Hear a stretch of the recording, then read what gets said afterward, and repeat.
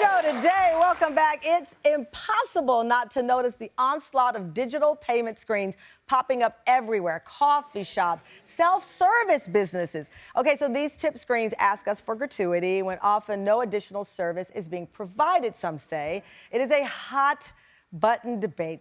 People say they're confused. It's generated headlines like this. Quote, has gratuity culture reached a tipping point? That was clever. And then when it's okay to say no to automatic tip requests. The next headline, tipping at self-checkout has customers crying emotional blackmail. Well, some customers are indeed very angry about this, and we're seeing that frustration bubble over into social media. Take a look.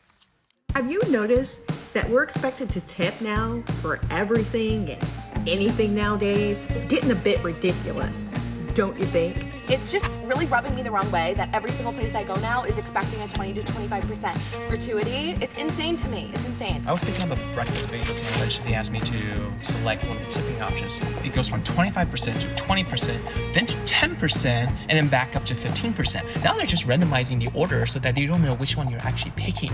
Like, what? These iPads are swiveling around in my face anytime I buy something. I'm buying things at a cash register at a regular retail store, and it's like, do you want to tip? For what? I low-key be feeling like the little tipping machine is trying to bully. Where did this come from? This bullying tipping culture. Well, two of the women we just saw jumped into the tipping culture debate. Please welcome to our show Serena Pacino from New Jersey and Maya Yeva from New York City.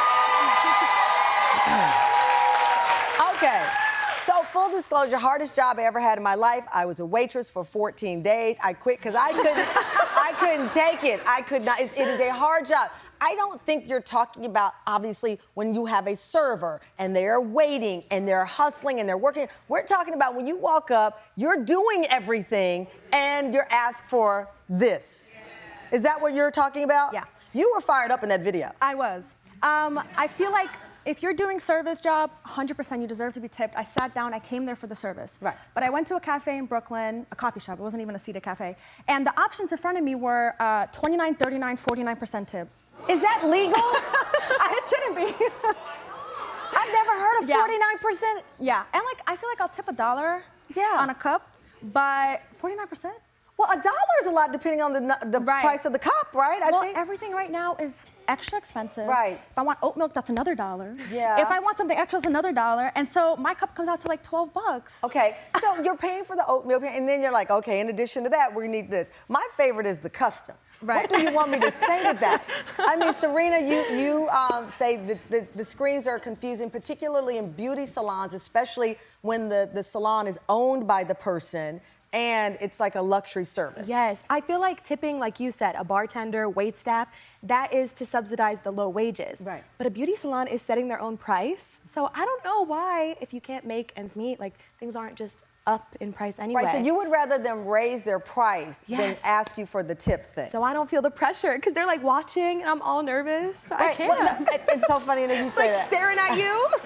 I like this one because I had a moment where there was the person who owns the salon, and I went in, and the service was what it was, and then it said tip, and I'm like, but I came from a culture where you were subsidizing the shampoo girl or the Yes. person just rented the chair, but now you're the owner, so then just charge me more versus the tip, right? Yeah. That's an interesting debate. Okay, Leah, Nick, or anybody, because by the way, tip, it used to be like to ensure promptness or something. They used to give tips before the service because that would get you better service. So when you'd go to a restaurant back in the day, you'd slip them a tip up front because then that would get you special treatment. That's some of the tipping culture. What do you think of this digital? Because I'm confused at the coffee shop, I'll be honest. Oh, I am too. And if I am, what hope is there for anybody else?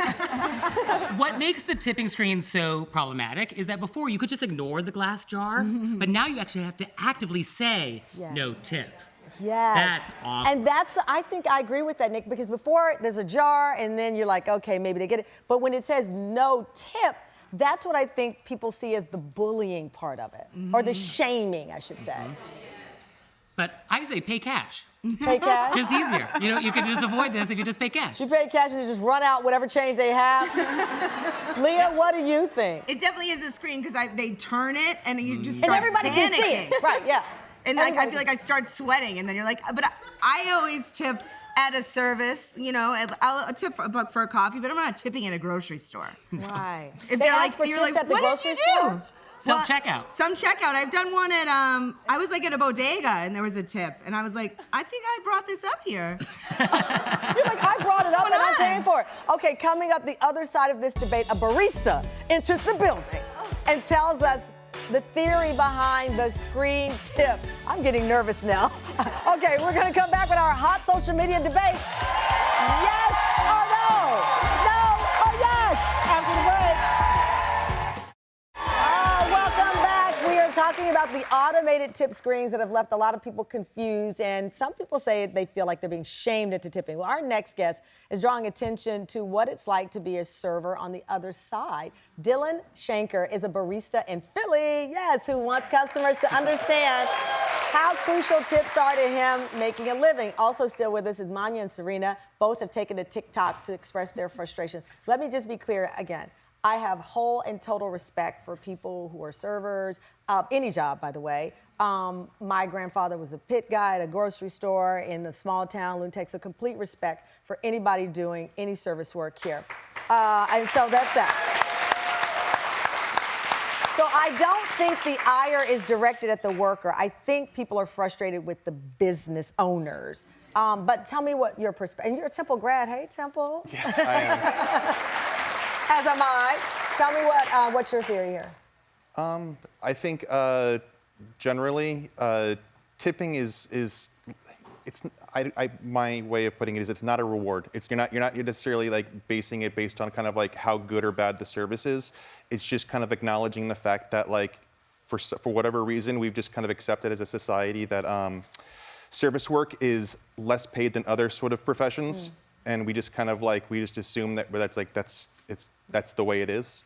Well, you live in both worlds. You are a service worker, but you're also somebody who walks in and somebody will turn the screen. Mm-hmm. We've heard people say it happens at grocery stores. Like, so how do you feel like you go to a grocery store and they flip it around to you? I completely understand why that would be weird or kind of like just like awkward. Yeah. But a lot of jobs in this involve customer service are just not paid well. Yeah, and I think that's the thing. That's what I think the line is that people aren't directing it at the barista or the service worker. It really is. But Manya and Serena make a great point. As the customer, you're saying, well, why should we subsidize the owners? And then the owners say, well, we can't stay in business. So it's this circle effect of, customer, employee, everybody has a reason. But nothing changes here. Nick, what do you say? This is the toughest one today, I think. Mm-hmm. Oh, this is tough. Yeah, it would just be great to be just a society where we didn't have tipping at all, and everybody just got paid a great wage, and that was the end of it. I mean, how refreshing. Yeah, business owners have shifted the wage burden to customers, and it is bonkers that your wage, I am responsible for picking that for you, and that's bonkers. Yeah, because totally bonkers. I have. People don't know, Leah, on the show, I have this little earpiece and my team can talk to me in here. And Shannon Baselik is our co-executive producer, and I've known Shannon for many years. We work together at MSNBC. She's like, but I mean, don't you want someone to have a decent life? And I said, I do, but it's a balance, right? Because at the end of the day, I saw a place that wanted you to compensate for the insurance of the employees because the owner said you add a tip. It's like an insurance tip thing. So it's tough. And I over-tip. I'm being 100% honest. I overtip because I know you're going to go on TikTok and say that I didn't. So you're not going to catch me slipping. But prior to becoming a national TV figure, I overtipped because I was a server. And I worked the lunch crowd of a golf course. And these people were so rich except for when it was time to tip me. So what do you say, Leah? Well, I definitely come from a service industry side. My first job was in housekeeping, and then I was a waitress for a long time, and both of those jobs depended on people tipping me. Yeah. And so I always overtip, and I think that focusing on those services, I always overtip. It is one of those things where you did it yourself, that you're like, this shouldn't be a tip screen. Yeah. I think this is a tough one again because it's all about where it is, the perspective. I think obviously people respect. I do say this: a coffee shop that is doing 49% tip, that's a bridge too far. Yeah. What do you, I mean? You're a barista, 49. You know, I'm not turning down any tip. No, I mean, like, I always, like, I compare being a barista to being a bartender. Where usually when you order a drink at a bar, you pay $1 per drink. Okay. So it doesn't seem like it's any different when you're ordering That's a coffee good drink. point, right? So if you're going to tip the bartender, it's the same thing. It just doesn't have alcohol in it, so you're not as in a good mood. Yeah, probably, yeah. Little That looser. may be it. Well, thank you so much for joining us. We appreciate it. Oh, before we go, okay. So this is the toughest one of all, I think. Here we go, Tam Fam. Do you feel obligated to give a gratuity on automated tip screen when checking out? Do you feel obligated, yes or no? Oh! This is another divided one. I don't even know what to say. Well, listen, Dylan, I'm going to come to your coffee shop and tip you. And if it's good service, we love you. And to all of our